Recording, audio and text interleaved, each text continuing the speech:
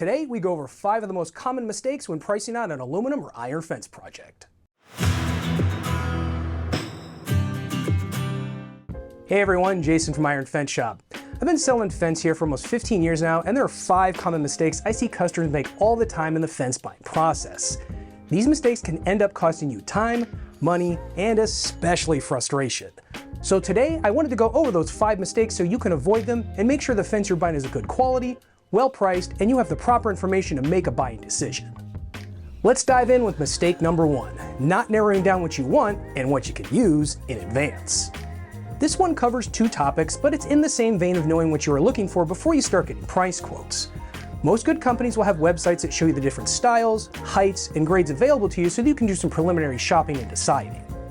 While there's nothing wrong with calling and emailing about what a company can provide, narrowing yourself down to 2 options per company is what we recommend. We'll quote you all the options you'll want, but it's pretty tough to confuse 2 different options. Whereas if you have 4 to 5 different quotes across multiple companies, it gets very easy to get lost in which of the 10 to 15 quotes total you're talking about, or which option you and your sales rep are even discussing. I've had multiple experiences here with customers where they had 4 to 5 different quotes from us and almost ended up ordering the wrong one because they were confused on which quote option they were discussing with me. The other half of this one is knowing in advance what you can use, and by that I mean what your city code will allow. I've had so many people work with me on a 6-foot tall fence and gate for their front yard, only to find out right before ordering that the city won't allow anything above 4 feet tall. Don't fall in love with the fence or gate of your dreams only to get it squashed by city code. Or worse yet, order the fence and gate only to find out for installation the city won't allow it. A quick visit to your city's website or a call to your building or engineering department will ensure that the fence and gate you're shopping for will meet code and not be an issue.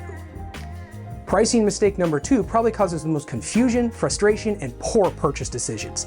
If there's one of these 5 mistakes you take away from this video, let it be this one: not understanding different fence and gate specs. Look, I get it. Not everyone eats, breathes, and sleeps fence and gates like we do. However, not doing your homework on what you're requesting and shopping for can really make a mess of things. While fence and gates may all look fairly alike online, I can promise you that virtually none of them are built, spec'd, and coded the same. And those differences in materials and build quality can mean the difference between you getting a quality fence at a good price versus getting a cheap and poorly built one at a low price. Let me share a couple customer examples on what I mean by this. Example number 1 was a customer shopping for a 6-foot tall fence for their backyard. They requested one of our signature grade heavy-duty commercial iron fences. No problem, lots of folks like our heavy-duty fence for residential applications, so I quoted the project and sent it off. I checked back in with the customer about a week later to see if they had any questions, and they tell me they're going with the competitor's quote. I asked why, and they said that the competitor's quote was $2,000 less. That was a red flag right there. I asked if they'd send me the quote so I could see what it's up against and maybe work with them on price. They sent me the quote, and right away I saw the main reason for the disparity. My quote was for a heavy-duty commercial signature grade iron fence, whereas the competitor's quote was for a standard duty residential grade fence. I asked the customer, and they didn't even know what I meant by fence grade. They had just selected the box in the quote form without looking into it. I explained the difference and asked if I could send the quote on my comparable traditional grade iron fence that was closer in spec to the other quote, and they agreed.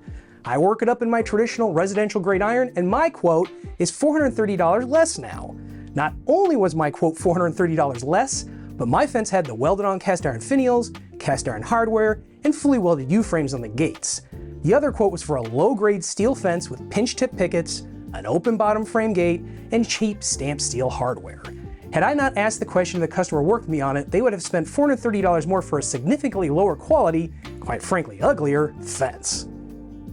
Example number 2 was a customer looking to buy a driveway gate. They requested one of our iron arched estate gates, and I quoted it up and sent it off. Again, I go back to check with them a few weeks later, and they say they ended up ordering a gate for $800 less from one of the big box stores. The fact it was from a big box store was red flag number 1. Big box stores don't stock driveway gates. They are a special order and online only item. Having the lowest price is much more important than quality for those places too. Red flag number 2 was the price disparity. I can assure you that if we were charging $800 more for a similarly built driveway gate, we would have gone out of business a long time ago. So they send me the competing quote, and these 2 gates couldn't be more different. Yes, my gate cost $800 more, but here's the reasons why. My gate had welded iron finial tips on the pickets. The store gate had ugly pinch tip pickets. My iron gate carried a 25-year warranty. The store gate only had a 5-year warranty. My gate was hot dip galvanized and used a high quality TGIC powder coating with UV fade inhibitors. The store gate had zero information about rust protective coatings or powder coating. My posts were 6" by 6" square with a 3/16 wall thickness on them. The store gate had a 4x4 post and a thinner 5/64 wall. Your posts are not something you want to cheap out on, as they're doing all the work of holding your gates up. My gate had a full U-frame going down the side and across the bottom of each leaf. The store gate had no bottom framing and a cheap cross brace. Your gate frame is the backbone of your gate and also not something you want to cheap out on. To give you an idea on the difference in heft and build of these two gate leaves, my gate leaf weighed 215 pounds. The store gate leaf only weighed 125 pounds. That's significantly less materials and construction on a piece of metal that has to not only hold itself out there like this, but also swing back and forth day in and day out. After seeing these differences, the customer canceled the order at the big box store and went with us. His reasoning was that he wanted to do this gate project once and not be replacing it in 2 to 5 years. To him, the $800 difference was worth it for something better looking and built more robust. You've heard me say it in other videos, but the big takeaway here is do your homework. Look for or request the specs of what you're ordering and getting quoted on. Ask about warranties. Ask about what finish is used. Ask about how the fence and gates are built. Shopping on price alone is a surefire way to end up with a low quality fence or gate. I've had a multitude of customers over the years that bought a cheaper fence and gate and then come back to order from us less than 3 years later after failures and terrible customer service. A low price and a good deal is only worthwhile if what you're buying is a quality unit and it's not just cheaper due to construction and finish shortcuts. Pricing mistake number 3 is another common one that leads to frustration from folks during the buying process: not getting an itemized price quote. Until you get an itemized quote from a fence and gate seller, you don't have a reliable final price. Simply getting a total price with no details on the number of panels, gates, posts, and hardware means you have no reliable way to know what you're actually getting and compare that to other quotes you're getting. Literally just last week, I had a situation where we provided an itemized fence quote and the customer had a competing quote that cost $1,200 less. However, it was a quoted total with no details. After multiple requests for more details, the competitor sent a materials list that was 4 panels, 1 gate, and 6 posts less than my quote. After further investigation, it was discovered that they had misread the customer's layout drawing and missed an entire run on the quote.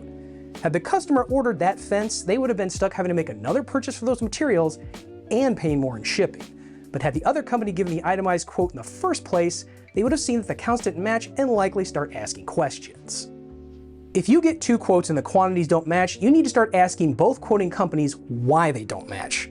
Sometimes it can be a practice of ordering a little extra, but can also be a quoting mistake like this example that would have cost more money and frustration to the customer.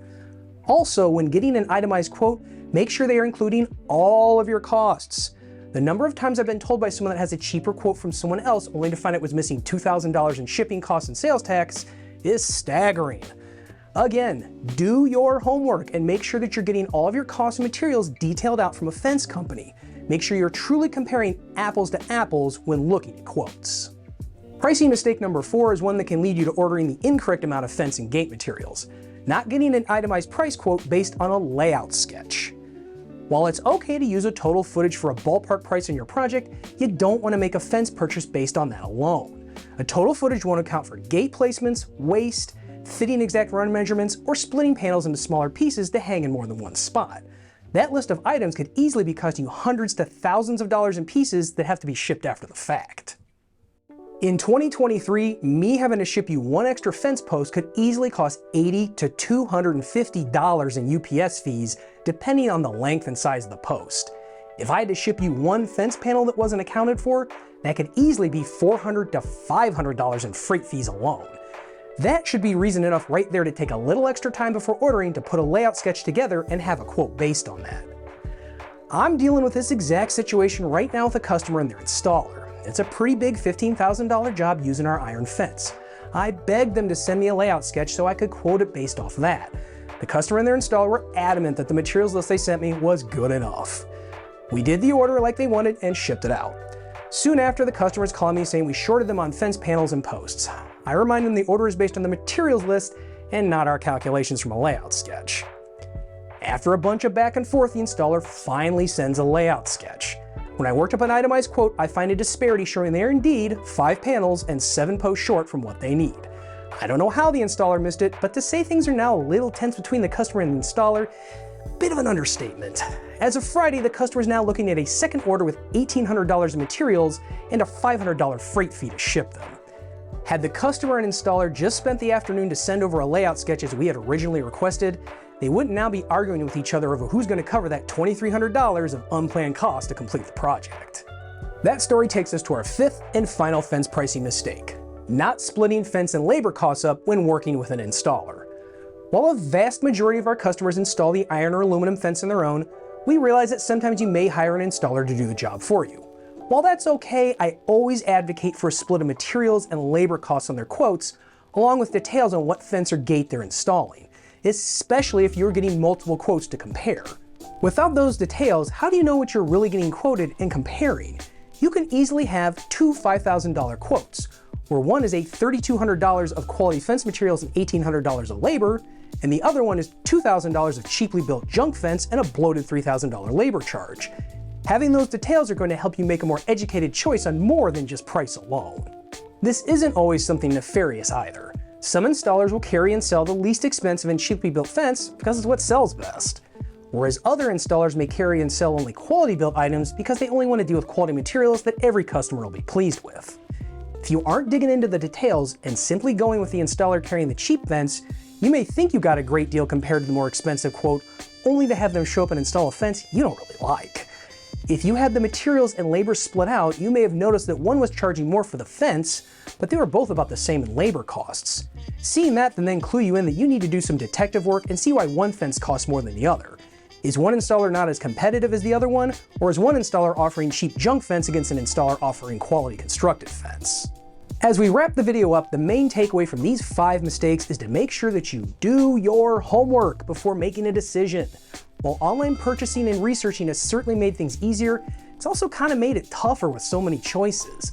Simply shopping on price alone or not getting quotes based on the same parameters is a surefire way to make a decision you will regret or pay too much for. I hope this video on the 5 most common fence pricing pitfalls helped guide your project planning. Knowing and avoiding these mistakes will help you make a more informed choice when it comes to buying a fence for your project. Be sure to check us out here at ironfenceshop.com. Want to go more in depth why it's important that your fence quote and pricing is based on a layout sketch versus total footage? Check out this video we did. If you have any other questions, you can shoot us an email at sales@ironfenceshop.com or give us a call at 800-261-2729. We look forward to hearing from you.